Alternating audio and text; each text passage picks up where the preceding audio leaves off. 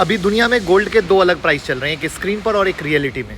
और आप सुनकर झटका लगेगा कि दुबई में गोल्ड लंदन से $30 सस्ता बिक रहा है। रीज़न है वॉर।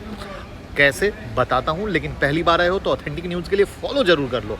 6 मार्च को ब्लूमबर्ग ने रिपोर्ट किया कि दुबई में ट्रेडर फिजिकल गोल्ड को लंदन बेंचमार्क से $30 पर ऑन्स डिस्काउंट पर बेच रहा है। सवाल है कि भैया सेफ हेवन एसेट सस्ता कैसे हो गया? तो सबसे पहले यहाँ पर दुबई के रोल को समझना ज़रूरी है कि दुबई कोई नॉर्मल सिटी नहीं है। यहाँ गोल्ड मार्केट में किंग है और हर साल यहाँ से 1200 टन गोल्ड हैंडल होता है और दुनिया के टोटल गोल्ड जो ट्रेड होता है उसका 20 से 25% इसी सिटी से पास होता है। मतलब अगर ग्लोबल गोल्ड मार्केट एक हाईवे है तो दुबई उसका सबसे बड़ा जंक्शन है जहां रुकना ही है। अब ग्लोबल सप्लाई चेन को समझ लीजिए। गोल्ड अफ्रीकन माइंस और स्विस रिफाइनरी से प्लेन से दुबई आता है, फिर यहीं से इंडियन ज्वेलर्स, चाइनीज़ वॉल्ट और अदर मार्केट तक जाता है। मतलब ग्लोबल गोल्ड सिस्टम का इंजन क्या हो गया? फ्लाइट। लेकिन अब प्रॉब्लम होती है जब गल्फ रीजन में टेंशन बढ़ती है, ईरान और इजराइल के बीच वॉर चल रही है, उसके बाद क्या होता है? प्लेन रुक जाते हैं। कमर्शियल एविएशन सिर्फ 25% कैपेसिटी पर काम कर रहा है। प्राइवेट जेट चार्टर का रेट भी $3.5 लाख पर फ्लाइट तक पहुंच चुका है।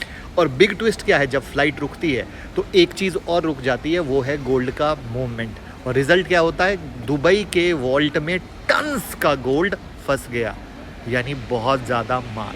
और गोल्ड मार्केट एक सिंपल रूल है, जो गोल्ड मूव नहीं कर सकता है वो डिलीवरी कॉन्ट्रैक्ट फुलफिल नहीं कर सकता है, बायर तक नहीं पहुंच सकता है और ग्लोबल मार्केट का पार्ट नहीं बन सकता है। इसलिए ट्रेडर स्टोरेज और फंडिंग कॉस्ट बचाने के लिए गोल्ड दुबई में डिस्काउंट पे बेचा जा रहा है। Dubai normally 3.3 ton gold per day process करता है। फ्लाइट एक हफ्ते से डिस्टर्ब्ड है तो एस्टिमेटेड है कि 50 से 100 टन गोल्ड दुबई के वॉल्ट में फंस चुका है और आज के प्राइस पर ये लगभग $4 to $5 बिलियन का गोल्ड है। इसलिए अब गोल्ड के दो प्राइस हो गए, एक स्क्रीन पर जो आप लंदन, न्यूयॉर्क और संघाई में देख रहे हो, और एक वॉल्ट के अंदर जो दुबई में।